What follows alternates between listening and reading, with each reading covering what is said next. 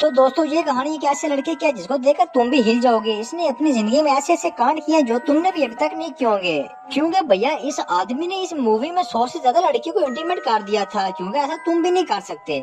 बस यही वजह थी कि हर लड़की इसको रिश्ते वाली मासी समझकर जुल्ले दे दिया करती थी। मूवी स्टार्ट होती तो कुछ बच्चे बोतल वाली गेम खेल रहे थे जो कि हमने भी खेली थी, शायद आपने ये ना खेली हो। ये यहाँ पर बोतल घुमाते हैं, ये बोतल जिसके पे रुकती है वो उसके साथ में एक लड़के को लेकर रूम में चले जाते हैं। लेकिन ऐसी गेम भैया मैंने नहीं खेली थी, अगर मैं खेलता तो मजे आ जाते। तभी बोतल एक मोटे से लड़के पर रुक जाती है और वो अपने 10 गुना पतली लड़की को बोलता है आजा मेरी रानी आजा 10 मिनट के लिए। बस वो दोनों कमरे में चले जाते हैं। इसके बाद में पप्पू की बारी आती है और उसकी तरफ बोतल एक काली जादूगरनी के ऊपर जाकर रुकती है। वो जादूगरनी इसको अपने साथ ले जाती है, कपड़े उतारने के लिए बोलती है। लेकिन हमारा पप्पू तो भैया इधर डर ही जाता है देता है और बाहर बैठे मोटे लड़के को ये लगता है कि लो भी पप्पू की तो आज मौज है। तभी जादूगरनी पप्पू को लात मारकर बाहर गिरा देती है, जिसे देखकर सारे बच्चे डर जाते हैं और आते ही पप्पू को शराब दे देती है कि तुम जिसके साथ भी पलंग तोड़ोगे वो तुम्हें छोड़कर चली जाएगी। और इतना ही नहीं, वो चाहते हुए पप्पू के बाल नोचती है और वहाँ से फरार हो जाती है, जिससे पप्पू को बहुत दुख होता है और बेचारा बहुत तकलीफ में रहता है। अब अगले सीन में हम पप्पू और जप्पू को देखते हैं जो कि बड़े हो गए थे और जप्पू वही था जो कि मजे ले रहा था।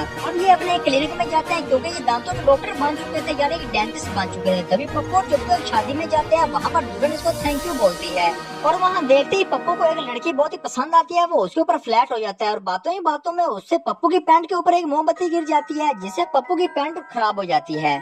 अब अगले सीन में पप्पू अपने क्लिनिक में जाता है, लेकिन वहाँ तो भैया लड़कियों का भंडार लगा हुआ था। वो बहुत ही हैरान होता है और अपने घर में चला जाता है और घर में भी वो देखता है कि लड़कियों का भंडार है, क्या मस्त मजे है भाई। अगले सीन में हम कैम को देखते हैं। कैम वही लड़की थी जिसने पप्पू की पैंट के ऊपर मोमबत्ती गिरा दी थी। इसकी इधर पेंगुइन को खाना खिलाने का काम करती थी। तभी एक पेंगुइन इसकी टांगों में आकर लगती है और इसको नीचे गिरा देती है, जिससे इसका दांत टूट जाता है। और यहाँ पर पप्पू लड़की के साथ मजे ले रहा है, जिसके साथ में इंटीमेट होते हैं उसकी शादी हो जाती है। और दरअसल ये वही सीन था कि इसे जो लड़की शादी की रात में थैंक यू बोल रही थी, इसे भी पप्पू फेल चुका था, जिसकी वजह से इस लड़की की शादी हो गई थी और इसी वजह से पप्पू के क्लिनिक में मौज लगी हुई थी। वाह क्या मजे हैं भाई। और इसके बाद कैम पप्पू को कॉल बुलाती है और उसको बोलती है कि मेरा एक दांत टूट गया, क्या तुम उसको अच्छे से सही कर दोगे और बदले में मैं तुम्हें एक पपी दे दूंगी। और इस पपी के लालच में पप्पू उसको अपने क्लिनिक में बुलवा लेता है और उसका फ्री इलाज कर भी देता है। पप्पू जैसे ही घर में आता है वो देखता है कि उसके क्लिनिक पर बैठी मोटी भैंस उसके घर में आ गई थी। वो इसको बोलती है कि पप्पू तुम एक दफा मुझे जोर से बजा डालो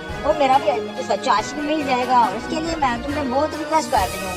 पप्पू बहुत ही घबरा जाता है। सुबह पप्पू और जप्पू जब मिलते हैं, जप्पू उसको बोलता है कि यार तू जिस भी लड़की को मुर्गे बनाता है उसकी शादी में देख ना, तू इसका फायदा उठा बिजनेस चला और उसमें पैसे कमा।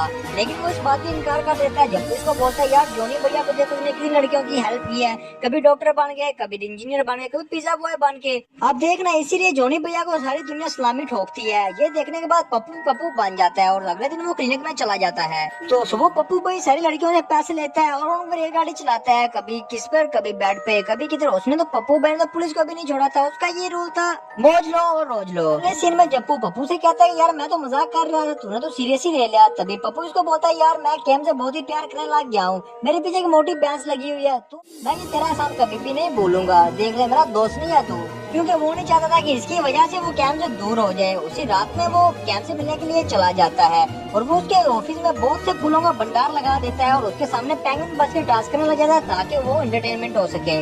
लेकिन कैम पप्पू के गिफ्ट से बहुत ही डर जाती है और वो उसको ठेंगा दिखाती है और वहाँ से चली जाती है। अगले दिन कैम अपने किसी दोस्त के साथ में जा रही थी। पप्पू इसको देखकर बहुत ही इग्नोर मारता है और इसको जाकर मारने लग जाता है। तभी कैम इसको आकर बोलती है कि तुमने आइंदा के बाद मेरा पीछा किया तो मैं तुम्हारा मुंह तोड़ दूंगी। ये कहकर वो वहाँ से निकल जाती है। तभी वहाँ बैठे सड़क पर पप्पू को एक गूंजी बोतल नजर आती है। उसको काली जादू करने का शराब समझ में आता है। वो जाता है जप्पू के पास, उसकी गाड़ी निकालते हैं और वो काली जादू करने के पास में निकल जाते हैं। पप्पू उसके सामने पहुंच उसे माफी मांगता है और उसको बोलते हैं यार मैंने तो बचपन में मजाक किया था, मुझे नहीं पता था ये ऐसा हो जाएगा।